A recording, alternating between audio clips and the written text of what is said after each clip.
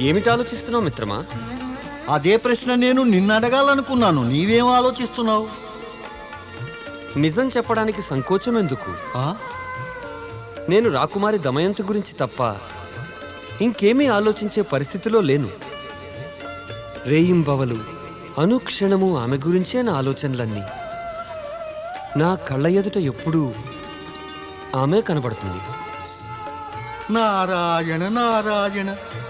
మరి ప్రస్తుతం నీ కళ్ళ ముందు ఎవరు కనపడుతున్నారు? నేను కనపడుతున్నానా లేదా? మిత్రమా, హాస్యాలొద్దు. నారాయణ నారాయణ. బాగుంది, చాలా బాగుంది. నీవు ప్రేమించవచ్చు కానీ నేను హాస్యాలాడకూడదా? ప్రేమ మిత్రమా, నాకిప్పటికీ ఒక సంగతి అర్థం కాలేదు. ఆమె నిన్ను ఎక్కువ ప్రేమిస్తోందా లేక నన్నా? మిత్రమా, ఏ స్త్రీ అయినా ఒకేసారిగా ఇద్దరు పురుషులను ప్రేమించగలదంటావా? అలా చేయడం అయితే అసాధ్యమే. అయితేనా? అయితే ఏమిటి? అయితే కాదు, ఖచ్చితంగా ఖచ్చితంగా సాధ్యం కాదు. ఎవరైనా స్త్రీ అలా చేస్తోందంటే అది ప్రేమ కాదు, అది ఒట్టి బూటకమన్నమాట. నారాయణ నారాయణ. మిత్రమా నారదా, మనం ఇప్పుడు పిడకల వేటలో పడ్డట్టున్నాం. అయితే ఇక రామాయణంలోకి రా. ఇక చెప్పు, ఏం చెప్పదలిచావు? ఏముంది, ఆ రాకుమారి దమయంతి మనిద్దరిలోనూ ఎవరిని ప్రేమిస్తోంది అని. తెలివైన వారికి సూచనప్రాయంగా చెబితే చాలు అంటారు. నేను అదే విన్నాను, తెలుసుకున్నా కూడా. అయితే నీ విధి కూడా గమనించే ఉండాలే. ఆమె నా వియోగం కలగ్గానే కన్నీరు కార్చిందా? లేదే. లేదా? నారాయణ నారాయణ. ఆమె నన్ను ఇలా ప్రేమించి తన మనసును కష్టపెట్టుకోవాలని నాకేం లేదు. ఆమె నిన్నే ప్రేమించాలని నేను మనసారా కోరుకుంటున్నాను. ఆమె అన్ని విధాలా నీది కావాలనే నా కోరిక. నిజంగానా మిత్రమా? ఈ నారదుడు ఎప్పుడైనా అబద్ధం చెప్పగా నీవు విన్నావా? నా మాటలపై నమ్మకం లేదా? నిన్ను నేను నాకన్నా కూడా ఎక్కువగా నమ్ముతాను. నేను కూడా నీ వద్ద ఎన్నడూ మనసులోని మాట దాచుకోను. అలాగే ఉండాలి సుమా. అయితే మాట ఇవ్వు, నీవు కూడా నా వద్ద నీ మనసులోని మాట దాచరాదు. మనమిద్దరం రేపు గానం చేద్దాం. రాకుమారి సమక్షంలో మన సంగీత కళను ప్రదర్శిద్దాం. ఆమె హావభావాలను పరిశీలిస్తే మనకు తెలిసిపోతుంది ఆమె ఎవరి వైపు మొగ్గు చూపుతోందో. అమ్మా దమయంతి, నీవి సంగీత కార్యక్రమమైతే ఏర్పాటు చేశావు, కానీ దాని వివరాలేమీ చెప్పలేదు. ఈ సంగీత కార్యక్రమంలో పాల్గొంటున్న వారెవరు? కేవలం నారద మహర్షి, పర్వతమునీశ్వరుడు. అంతేనా? ఇద్దరు గాయకులు మాత్రమేనా? అమ్మా, వీరిద్దరూ గొప్ప విద్వాంసులు, సంగీత విశారదులు కూడా. మరి పుత్రి, ఈ సంగీతానికి ఆధారం ఇతివృత్తము ఏమిటి? సంగీతం ఎంతో విశాలమైనది కదా. అది ధరిత్రి నుంచి ఆరంభమై ఆకాశం దాకా, తూర్పు నుంచి ఆరంభమై పశ్చిమం దాకా వ్యాపించి తన ఇతివృత్తాన్ని సమకూర్చుకుంటుంది. రాకుమారి, మీరు ధన్యులు. సంగీతానికి మూలాధారం ఏమిటో మీకు తెలుసు. మీరు సంగీతం అనేది ఎంతో విశాలమైనదని అన్నారే, దానికి మూలాధారం భక్తియే సుమా. క్షమించాలి మిత్రమా నారద, సంగీతానికి మూలాధారం భక్తి కాదు, ప్రేమ, సౌందర్యము కూడా. కాదు పర్వత, కాదు. భక్తి వల్ల శక్తి, ఆ శక్తి వల్ల సృష్టి నిర్మాణము అవుతాయి. ప్రేమ లేని భక్తి, సౌందర్యమే లేనట్టి శక్తి నిరర్ధకం కావా మిత్రమా నారద? బహుశా నీకు భక్తి యొక్క అలౌకిక ఆనందం అంటే ఏమిటో తెలియదేమో పర్వత. ఈ తర్క వితర్కాలకు అంతం లేదు మునివర్య.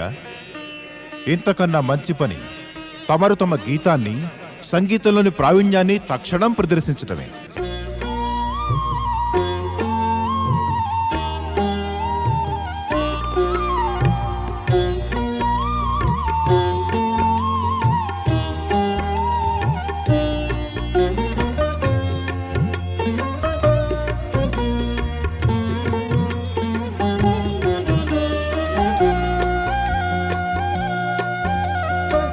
భక్తిలోనే శక్తి కలదు, శక్తియే లోకం.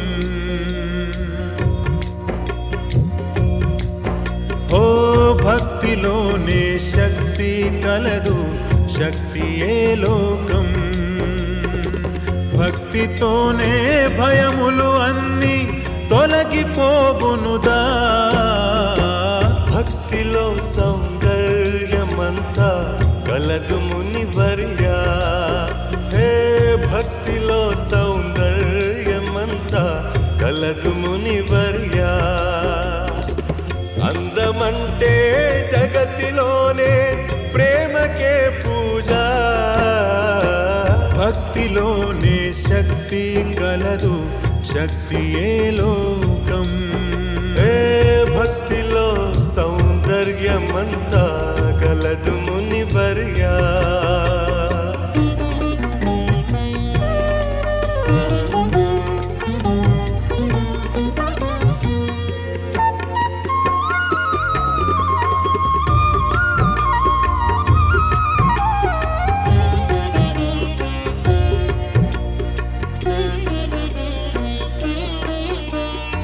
భగవంతునిపై నిలిపిన భక్తి రోజును కష్టములన్నీ సంచరించును హర్షము నిండా వెలుగగ దశ దిశలన్నీ. సౌందర్యముతో తనువు మనసు యౌవన రాగము పాడ. చూసిన కన్నులు ధన్యము కావా సౌందర్యము నడయాడ. ధన్యులు పొందగ ఆ జనులంతా భక్తిని బహుమతిగా. భక్తిలోనే శక్తి కలదు, శక్తియే లోకం. భక్తిలో సౌందర్యమంతా కలదు మునివర్యా.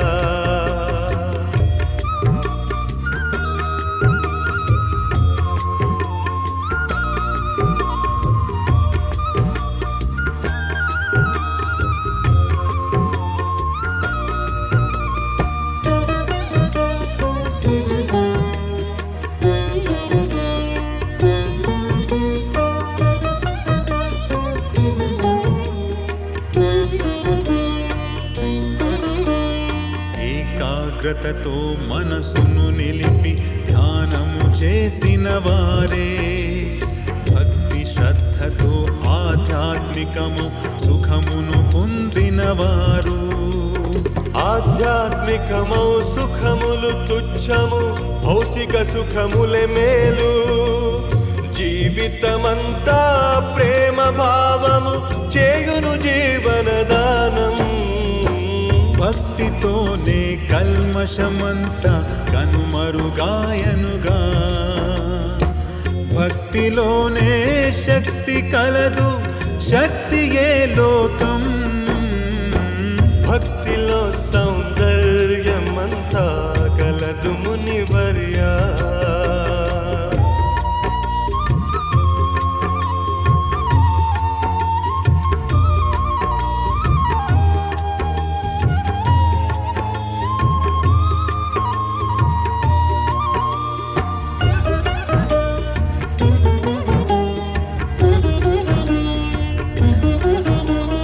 సర్వము మిథ్యా సత్యమొక్కటే భగవంతునిపై భక్తి.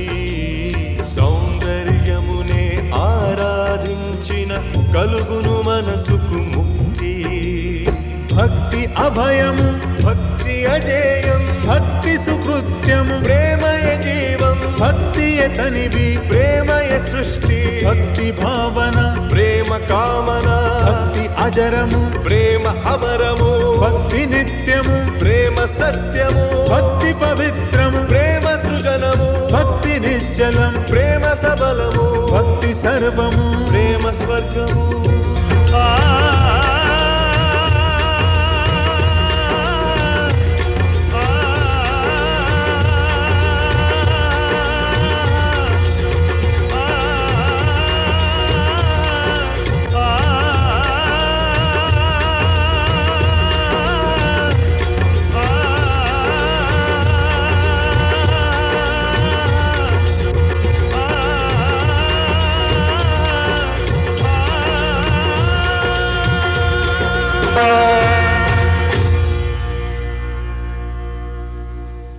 అద్భుతం. నారద మునీంద్ర, అత్యద్భుతం, సర్వశ్రేష్టం. తమ భక్తి భరిత గానంతో, తమ ఆలాపనలతో మమ్మల్నందరినీ మైమరిపించి వేశారు. మాకందరికీ అనిపిస్తోంది ఇది గానం కాదు, ఇవి మీ ఆత్మలు పలికించిన స్వరాలే. పర్వత మునీంద్ర, మీ గానము, మీ వీణా వాదనము ఎంతో అద్భుతం. మీరేమీ నిరాశపడవలసిన అవసరమే లేదు.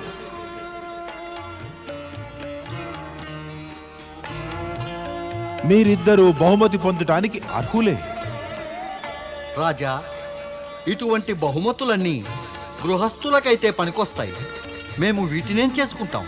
అవును మహారాజా, ఇటువంటి బహుమతులేవి కూడా మాలాగా తపస్సు చేసుకునే వారికి ఉపయోగకరం కావు. వీటిని తీసుకోమని మిమ్మల్ని బలవంత పెట్టము. కానీ ఇప్పుడు నేను ఇవ్వదలిచిన దాన్ని మాత్రం నిరాకరించకుండా స్వీకరించి తీరవలసిందే. ఏమిటి? వీణుల విందుగా మా మనసును అలరించిన సంగీతం పాడినందుకు ధన్యవాదాలు. రాజా, మిమ్మల్ని సంతోషపెట్టాం, మాకు సంతోషం కలిగింది. మాదో విన్నపం ఆలకించండి. చెప్పండి మునివర్య. రాజా, ఇక మేమిద్దరము బయలుదేరడానికి తమరు అనుమతించండి. మా వంటి తాపసులు రాజభవనాల్లో కాలం గడపటం ఉచితం కాదు. లేదు లేదు, నేను మీ ఇరువురిని వెళ్ళిపోనివ్వను. మునీంద్రులారా,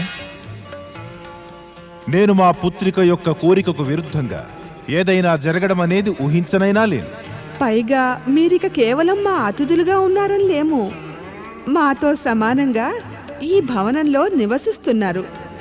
అందువల్ల ఇక ఇక్కడి నుంచి వెళ్ళే ఆలోచన మానుకోండి. మరి మీకు చేసిన అతిథి మర్యాదల్లో మా వల్ల ఏదైనా లోపమో పొరపాటో కనుక జరిగి ఉంటే మాకు చెప్పండి, సరిదిద్దుకుంటాము. సంజయ మహారాజు ఆహ్వానాన్ని, అభ్యర్థనను త్రోసిపుచ్చటం నారదుడికి పర్వతుడికి కూడా ఏమాత్రమూ సాధ్యం కాదు. బహుశా అందుకు రాకుమారి దమయంతి మౌన ప్రణయమే కారకమేమో. మరొక వంక దేవేంద్రుడు మొండి పట్టు పట్టడం వల్ల త్వష్ట మహర్షి ఇంకా స్వర్గంలోనే ఉంటాడు. ఆయన అక్కడ ఉండటం వల్ల దేవగురు బృహస్పతి క్రోధంతో ఉగ్రుడవడం కూడా స్వాభావికమే. దేవేంద్ర, మీరు మొండిగా పట్టుపట్టడం వల్లనే ఆ త్వష్ట మహర్షి ఈ స్వర్గానికి రావడం జరిగింది. నేను మిమ్మల్ని ఇంతకు ముందే బాగా హెచ్చరించాను. మీ ఆశలకు అంతుండాలన్నాను. అవి మరీ మితిమీరాయి. వాటిని త్వష్ట మహర్షి ఎన్నటికీ తీర్చనేలేడు. మీ స్వర్గం మీ ఒక్క దేవసైన్యపు శక్తి వల్లనే సురక్షితంగా ఉండగలుగుతుంది. త్వష్ట ఋషి ఇచ్చిన రక్షా కవచంతో కాదు. త్వష్ట ఋషిని రక్షా కవచం ఇమ్మంటూ మీరు అతన్ని ధర్మ సంకటంలో పెట్టారు. అతడికి కోపం తెప్పించారు. త్వష్ట ఋషి శక్తి ఉపాసన చేసి అద్భుత శక్తుల్ని సాధించినవాడు. అతడు కోపగించడం మీకేమీ శుభకరం కాదు. సమయోచితమేమంటే త్వష్ట ఋషిని భూలోకానికి పంపించండి. అతడిక్కడుంటే స్వర్గలోకానికి హితం కాదు. దేవగురు, అయితే ఇందుకేనా ఏమిటి మీరు దేవేంద్రుణ్ణి ప్రేరేపించారు? నన్ను ఒక అసంభవమైనది కోరదామనేనా? దానివల్ల నా అంతటా నేనే స్వర్గం వదిలి వెళ్ళాలనా? అది కేవలం మీ భ్రమయే త్వష్ట ఋషి. నేనెప్పుడూ దేవేంద్రునికి అలా చెప్పలేదు. స్వర్గానికి రక్షా కవచం కోరమని అనలేదు. ఎందుకంటే నాకు తెలుసు, బాగా తెలుసు, ఆ కోరిక తీర్చడం మీకెన్నటికీ సాధ్యం కానే కాదు. సాధ్యమే ఋషివర్య. మీరు మమ్మల్ని మీ అద్భుత సిద్ధులతో ప్రభావితుల్ని చేయలేదా? మీరు మీ అద్భుతాలతో మమ్మల్ని నమ్మించలేదు అని అంటారా? అందుకనే మేము మిమ్మల్ని స్వర్గానికి ఆహ్వానించాం కదా. ఇప్పుడు మీరు ఆడిన మాటని నిలబెట్టుకోలేరా? ఋషివర్య, మేము మిమ్మల్ని అడిగిన దాన్ని చేసి చూపించండి. ఎన్నడూ చూపను. నేనేం మీకు సేవకుణ్ణి కాను, మీ ఆజ్ఞలన్నీ తలదాలుస్తూ కూర్చోటానికి. ఇప్పుడు ఇది మరింతగా అసాధ్యమైపోయింది.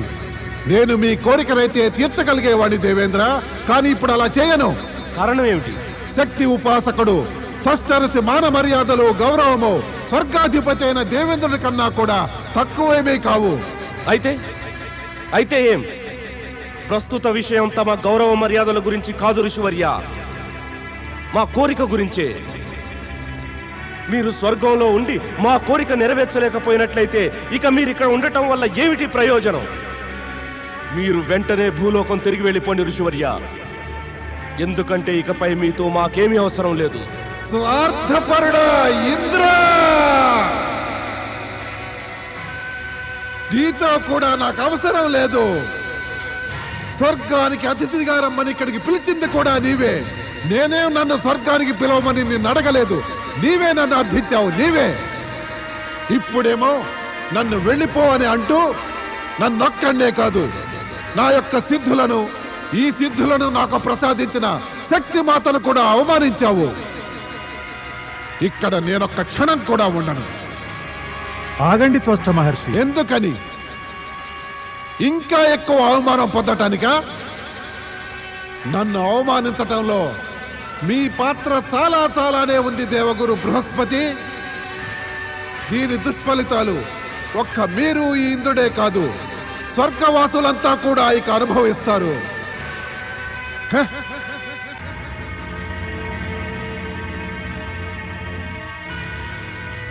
దేవేంద్ర, ఇలా జరగడం మంచిది కాదు. త్వష్ట ఋషిని అవమానించి మీకోసం మీరు కొత్త కష్టాన్ని కొని తెచ్చుకున్నారు. మనం జాగ్రత్తగా ఉండాలి. గర్విష్ఠి అయిన త్వష్ట తన అవమానానికి పగ తీర్చుకుంటాడు. ఎక్కడున్నారు వీరంతా? ఏమైపోయారు నా శిష్యులందరూ? ప్రియ శిష్యులారా, స్వర్గంలో ఇంద్రుడి వల్ల నాకు ఘోరమైన అవమానం జరిగింది. ఆ అవమానానికి నేను ప్రతీకారం తీర్చుకోవాలి. శక్తి మాతను వెంటనే ఆరాధించి మనమంతా ఒక యజ్ఞం నిర్వహించాలి. అది ఆ ఇంద్రునికి హాని కలిగించాలి. అందువల్ల ప్రియ శిష్యులారా, ఇంద్ర విరోధి మహాయజ్ఞానికై సన్నాహాలు ఆరంభించండి.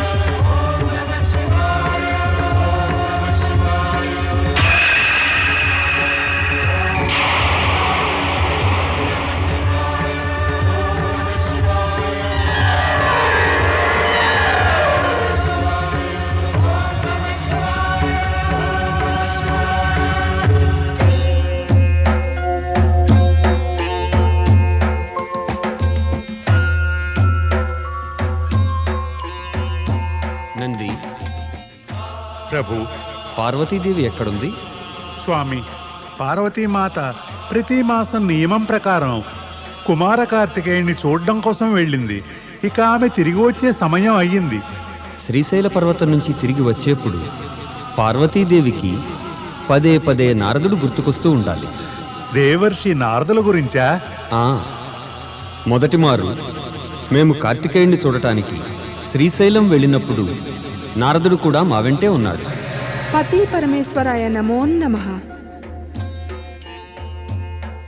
తమరు అంతర్యామి కదా స్వామి? ఇది నిజమే. నాకు మాటి మాటికి నారదుడు గుర్తొస్తూనే ఉన్నాడు. నాకు మరొకటి తెలుసుకోవాలని ఉంది. తమ నుంచి తాను వరాన్ని పొందిన పిమ్మట నారదుడు ఉన్నట్టుండి అదృశ్యుడైపోయాడే. పదే పదే కైలాసం చుట్టూ తిరిగే నారదుడు మననింకా పూర్తిగా మర్చిపోయాడా? నారదుడు మనల్ని మర్చిపోలేడు దేవి, కానీ పొరపాటు మాత్రం చేయగలడు. పొరపాట? ఏం పొరపాటు? గందరగోళంలో చిక్కుకునే పొరపాటు. అందులోంచి బయటపడే మార్గం అతడికి కానరావడం లేదు.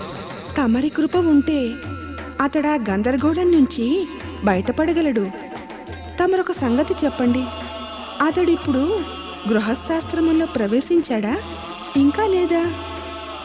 తమరిచ్చిన వరం ప్రకారంగా అతడికి ఒక ధర్మపత్ని ఈ పాటికి లభించి ఉండాలి కదా స్వామి?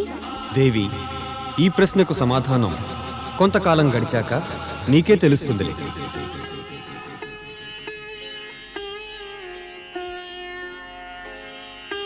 పాపం, నారదుడు ఏమయ్యాడో ఏమో.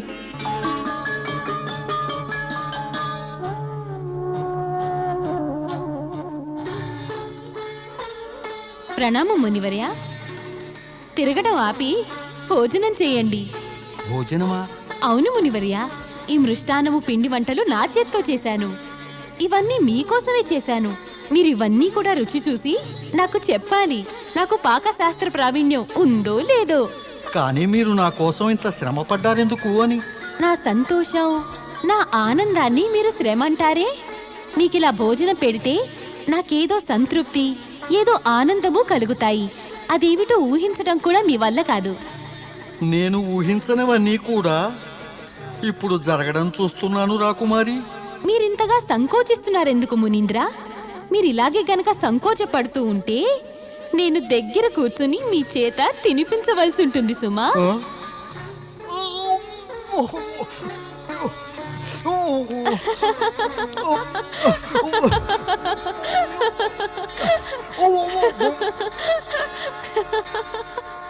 మిత్రమా, పర్వత, అక్కడ ఏం చేస్తున్నావు? ఇలా రా, నా వద్దకు రా, నా వద్దకు వచ్చి కూర్చుని నాతో భోజనం చేయి, సరేనా? అతన్ని పిలు. మునివర్య పర్వత, మీ భోజనం మీ మందిరానికి పంపించాను. ఇది నారదుల వారి భోజనం. పర్వత, ఆగు పర్వత, పర్వత,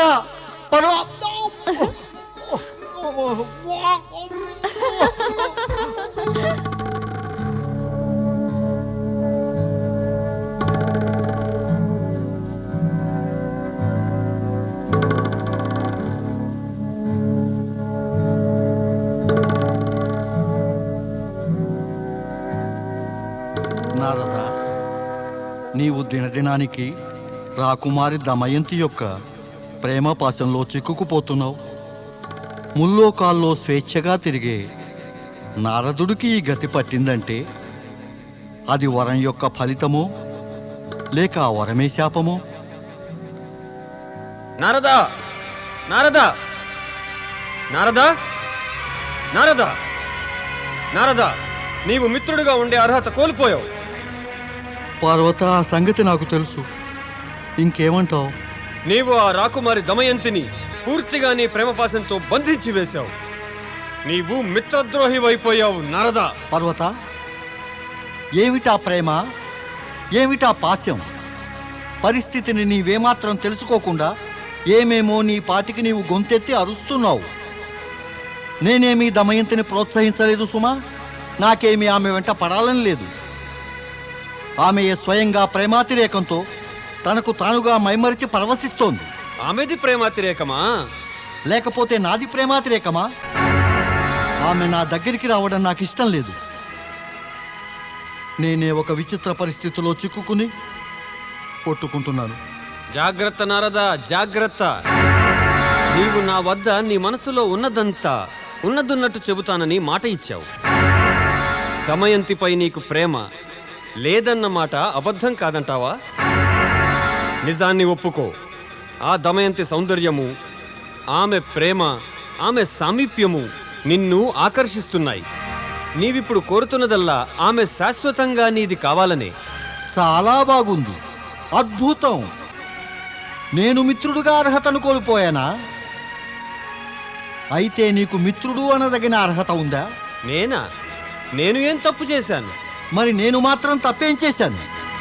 చెప్పు, నేనేం తప్పు చేశానంటావు?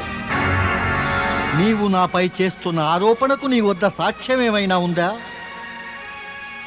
భగవంతుడు మనకు కేవలం కళ్ళే కాదు, ఆ కళ్ళతో పాటుగా మనకు కాస్త బుద్ధిని, దానితో వివేకం అనే దాన్ని కూడా ఇచ్చాడు పర్వత. నీ తప్పును కప్పిపుచ్చుకోవడానికి ప్రయత్నించకు నారదా. ఇవి నీవి కావు, నీ హృదయంలో దాగి ఉన్న ఈర్ష్యా పలుకులే సుమా. అయినా నీకు నమ్మకం కలగటానికై ఆ భగవంతుడు శ్రీ మహావిష్ణువు పైన, జగత్ పరిపాలకుడు పరమేశ్వరుని పైన ప్రమాణం చేసి చెప్తున్నాను. ఆ దమయంతి శాశ్వతంగా నాదైపోవాలని నేనెప్పుడూ కోరుకోనే లేదు. అబద్ధం, అంతా అబద్ధమే. పదే పదే అసత్యాన్ని పలికి నిజం చెబుతానని మాట ఇచ్చి కూడా ఆడి తప్పావు. నీవు నా మనసుకు క్షోభ కలిగించావు. అందుచేత నిన్ను నేను శపిస్తున్నాను. నీ చిత్త చాంచల్యం కారణంగా నీవు ఒక వానరుడివేనని నిరూపించావు. ఇకపై నీ ముఖం వానరుడిదే అవ్వాలి. నీవు మర్కట ముఖుడివైపోతావు.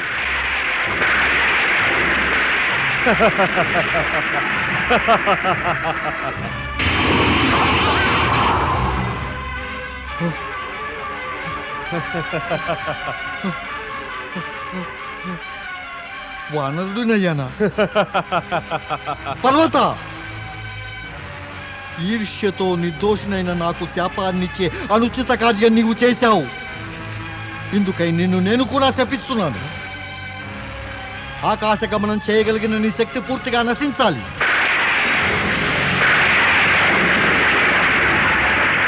నీవు ఆకాశ మార్గాన స్వర్గాన్ని ఎన్నడూ చేరుకోలేవు. నీవు భూలోకంలోనే తిరుగాడుతూ ఉంటావు.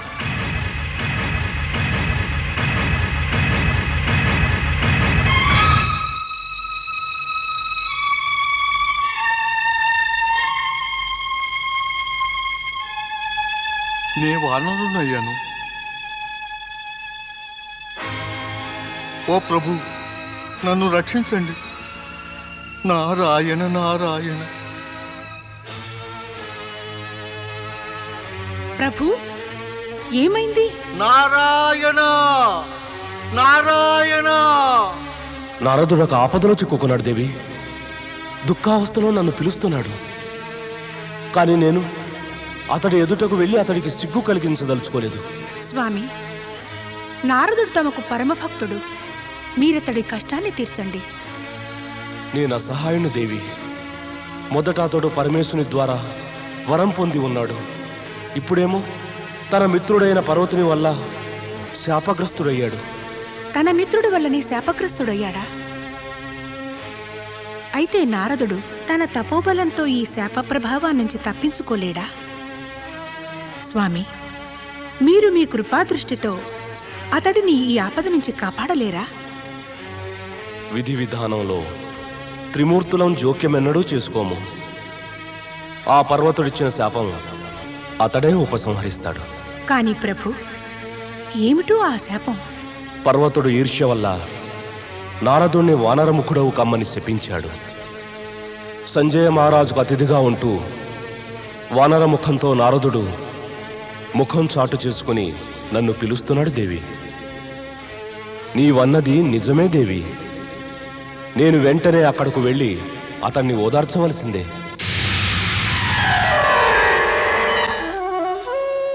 ఓ ప్రభు, నా ఆరాధ్యదేవా, నన్ను ఈ సంకటం నుంచి తప్పించండి. నన్ను కాపాడండి ప్రభు, నన్ను కాపాడండి. ఈ విషమ పరిస్థితి నుంచి రక్షించండి ప్రభు, నన్ను రక్షించండి ప్రభు.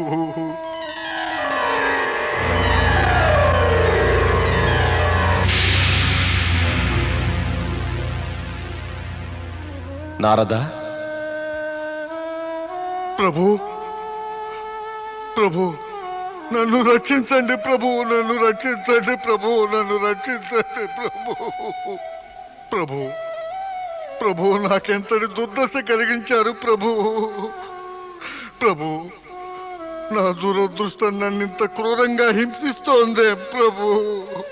తమరు చూస్తున్నారుగా ప్రభు. నన్ను మునుపటిలా మార్చేయండి ప్రభు, మునుపటిలా మార్చేయండి ప్రభు. ఈ లజ్జాకరమైన పరిస్థితిని తొలగించండి ప్రభు, తొలగించండి ప్రభు. లే నారదా. నారదా, నిన్ను చూస్తే బాధగా ఉంది, కానీ నేను ఆ సహాయుణ్ణి. తనకు తానే పశ్చాత్తాపంతో దహించుకుపోయి పర్వతుడే తిరిగి వచ్చేంత వరకు నీవీ రూపంలోనే ఉండాలి.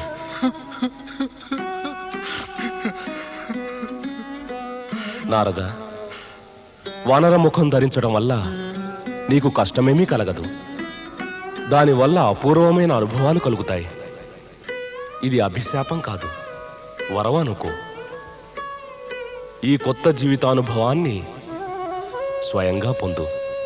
ప్రభు, నాకు ఓ మాట చెప్పండి. నాకు మళ్ళీ నా పూర్వ రూపం ఎప్పుడు ప్రాప్తిస్తుంది? పర్వతుడు తిరిగి వచ్చే సమయం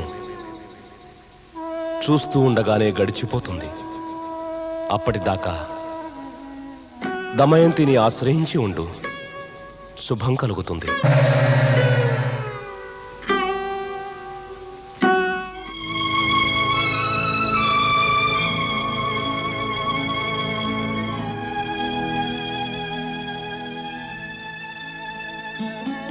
మునీంద్ర, లేవండి.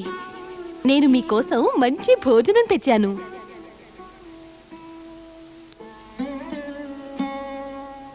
లేవండి మునీంద్ర, లేవండి. భోజనానికి వేళ అయింది.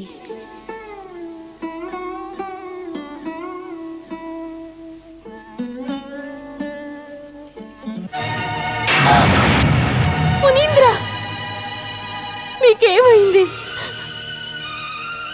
ఎందుకు ఇలా అయిపోయారు మునీంద్ర?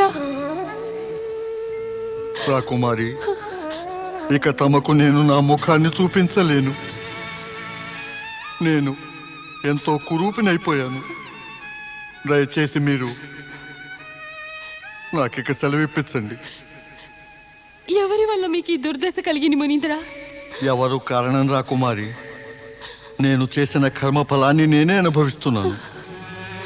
మనకొచ్చిన కష్టాలకు, మన బాధలకు మనం ఎప్పుడూ ఇతరులను తప్పు పడతాం. కానీ అది ఉచితం కాదు. ఇతరులను తప్పు పడితే లాభం కాదు, నష్టమే జరుగుతుంది. తప్పు పట్టిన దానికి పాపం మరింత పెరుగుతుంది. మన కర్మ ఫలం అనుభవించటానికి మరింత సమయం పడుతుంది.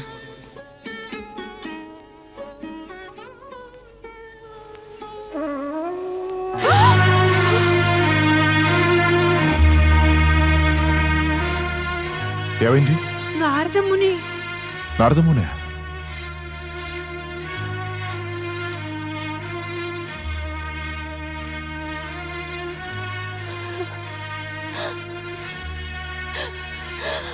మునీంద్ర,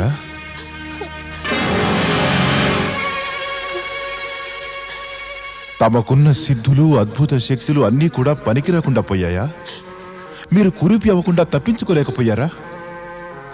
మహారాజా, నేను చెబితే నా మాట మీరు నమ్మలేదు. ఇప్పుడు కళ్ళారా చూడండి. నారదుడు మన కుమార్తెను పాపిష్టి కళ్ళతో చూసిన ఫలితం ఇలా అనుభవిస్తున్నాడు. లేదమ్మా, లేదు. అదేవి నిజం కాదు. ఈయన ఎన్నడూ అలా ప్రవర్తించనే లేదు. పైగా ఎప్పుడూ నా నుంచి దూరంగా ఉండటానికి ప్రయత్నించారు. దమయంతి, నారదుడు మన ఆతిథ్యాన్ని దురుపయోగం కావించి నిన్ను భ్రమింపజేశాడు. ఇతడి వానర ముఖాన్ని చూశాక కూడా నీకు నిజం తెలియటం లేదా? నీకిప్పటికీ కనువిప్పు కలగటం లేదా? నారదముని, మీకు ఇంకా సిగ్గనేది ఏమాత్రమైనా మిగిలి ఉంటే తమ ఈ సుందర వదనార విందంతో పాటు వెంటనే ఇక్కడి నుంచి దయచేయండి. అమ్మా, నేను నా మనసారా ఈయనని నా భర్తగా వరించానమ్మా. నీకేమైనా మతిపోయిందా? నీ బుద్ధి గడ్డి తింటుందా? ఈ కురూపి సన్యాసి మోసగాడుతోనా? వాడితోనా నీ వివాహం? ఈ నిర్భాగ్యుడితోనా? మరి పితాశ్రీ, నీవింక ఏమీ చెప్పనవసరం లేదు. నేనిక నీ వివాహాన్ని విరాటరాజు అంశుమానుడితో నిశ్చయం చేశాను. నా జీవితంలో వీరు తప్ప ఇంకెవ్వరూ కూడా నా భర్త కావడానికి వీల్లేదు, వీల్లేదు, వీల్లేదు, వీల్లేదు. ఇక వీరే నా సర్వస్వము. వద్దు రాజకుమారి, వద్దు. మీరలా ఆవేశపడకండి. నా వంటి అభాగ్యుడి కోసం మీ జీవితాన్ని ఇలా సర్వనాశనం చేసుకోకండి. రాకుమారి, నాలో ఏ గొప్పతనం చూసి మీరు ఇలా మీ తల్లిదండ్రులని విరోధిస్తూ ఈ రాజభోగాల జీవితం త్యాగం చేయదలుచుకుంటున్నారు? మీరిలా చేయడం ఉచితం కాదు. మీరు మీ తల్లిదండ్రులు చెప్పిన మాట తప్పక విని సుఖంగా జీవించండి.